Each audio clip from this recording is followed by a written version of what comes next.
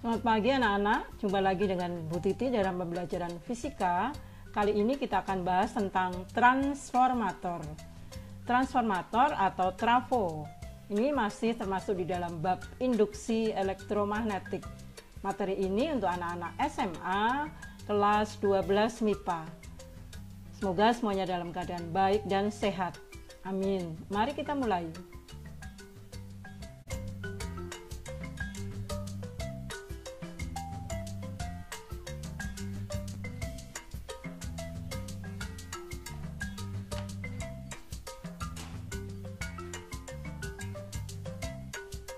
Transformator atau trafo.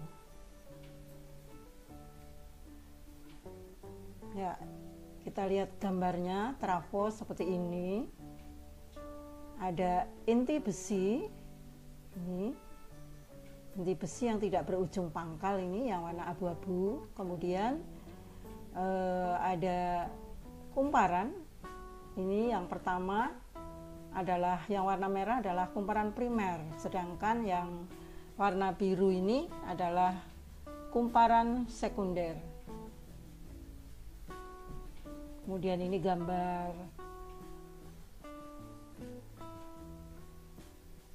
gambar sketsanya anak-anak.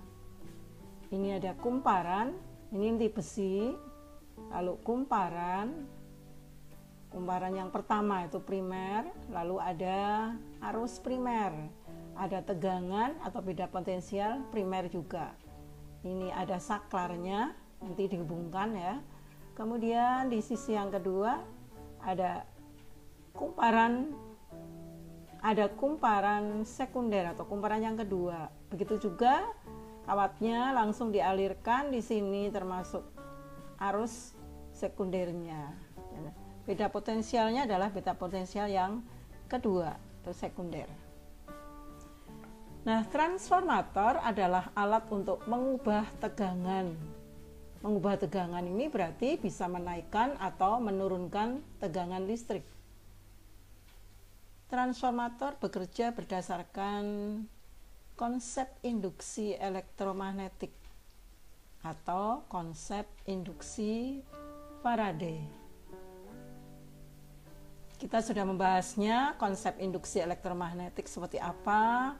Yang pertama adalah konsep induksi Faraday dan kita sudah membahasnya.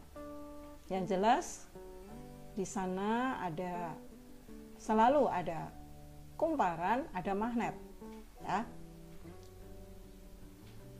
Nah, karena fungsinya untuk menaikkan atau menurunkan tegangan, maka ada dua jenis transformator.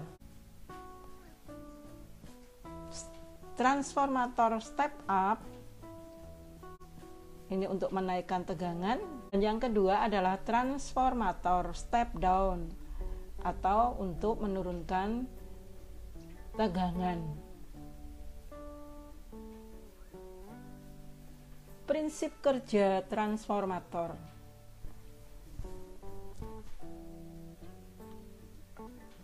Yang pertama, kumparan primer dihubungkan dengan tegangan masukan berupa arus bolak-balik. Arus bolak-balik ini besar dan arahnya selalu berubah-ubah. Kemudian, oleh karena arus yang berubah-ubah, maka inti besi terjadi perubahan jumlah garis gaya magnet secara terus-menerus. Akibatnya, pada kumparan sekunder terjadi gegel induksi dan arus induksi sebagai keluaran atau output dari transformator.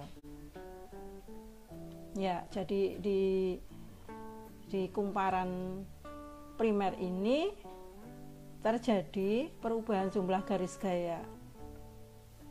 Jadi pada inti besinya juga mengalami induksi elektromagnet. Nanti akan menginduksi pada kumparan yang sekunder.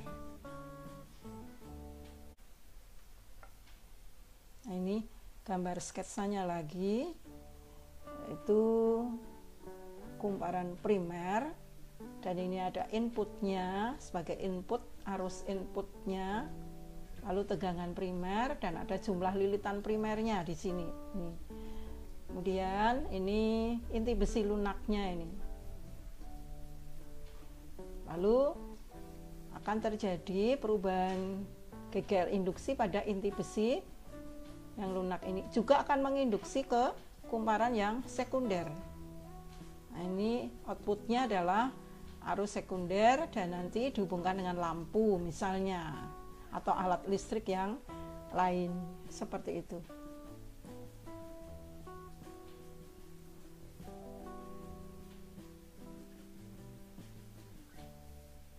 Ya, sekarang kita lihat bagaimana hubungan antara besaran-besaran pada transformator ini.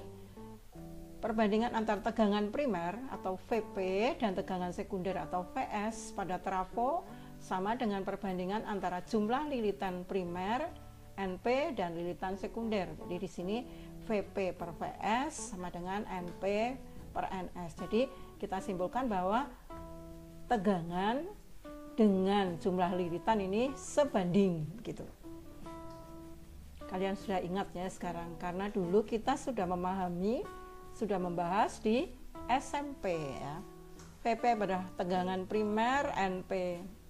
VP adalah tegangan primer volt, NP adalah jumlah lilitan primer, VS adalah tegangan sekunder atau V, NS adalah jumlah lilitan sekunder. Nah, kita mulai dengan transformator step up. Ini gambarnya seperti ini inti besinya. Lalu ternyata untuk transformator step up untuk menaikkan tegangan, ciri khasnya di sini jumlah lilitan primernya kita lihat di sini lebih sedikit dibandingkan dengan lilitan pada kumparan sekunder. Jadi NP lebih kecil dari NS. Sedangkan step down, kita lihat gambarnya di sini sudah jelas inti besinya, lalu NP-nya ini lebih banyak, kemudian NS-nya lebih sedikit, begitu. Jadi NP lebih besar dari NS. Kita lanjut contoh soalnya. Sebuah trafo memiliki efisiensi 80%. Jumlah kumparan primernya 2000 lilitan, sedang lilitan sekundernya 1000 lilitan. Kumparan primernya dihubungkan pada sumber tegangan 220 volt. Jika saat diukur bagian sekundernya mampu mengeluarkan arus 4 ampere, maka tentukan A. tegangan pada kumparan sekundernya dan B. kuat arus pada kumparan primernya. Ya, ini data-datanya. Efisiensi 80%, NP-nya 2000 dan NS-nya 1000 serta VP-nya 220 volt, lalu IS-nya 4 ampere. Nah, kita lihat tegangan sekundernya, kita hitung dengan hubungan antara VS, VP dan NS, NP. Ini sebanding. VS banding VP sama dengan NS banding NP.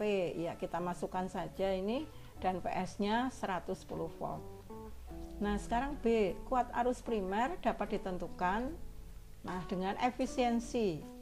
Efisiensi ini adalah perbandingan dari daya output atau daya sekunder dibagi daya primer, daya inputnya.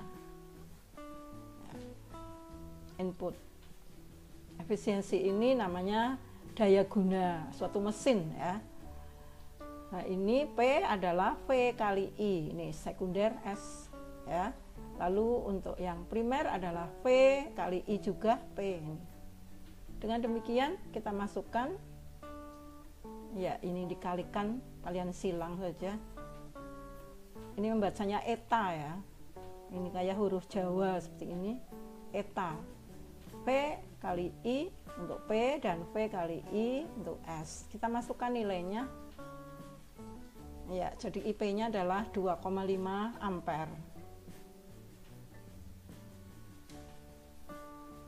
Kemudian latihan soalnya.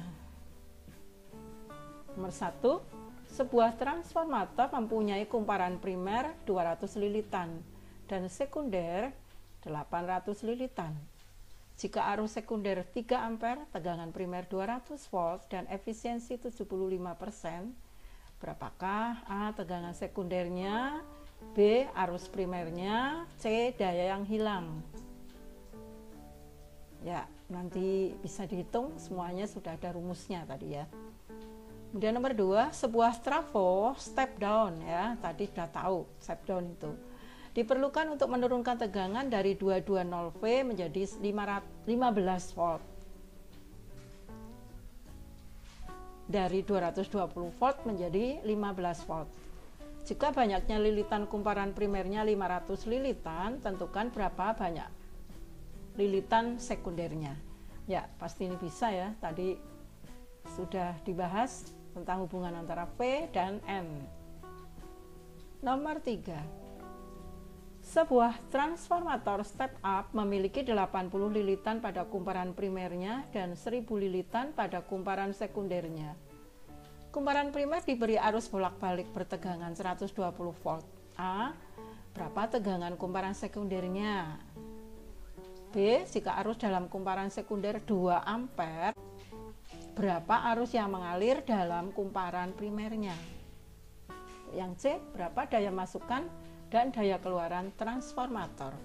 Daya masukan itu berarti P out, PS ya, sedangkan daya keluaran adalah PP atau P inputnya. Nah, seperti itu. Sampai sekian dulu anak-anak pertemuan kali ini, semoga bisa bermanfaat untuk kita semuanya. Terima kasih, salam sehat selalu, selamat pagi. Jangan lupa pesan ibu 3M.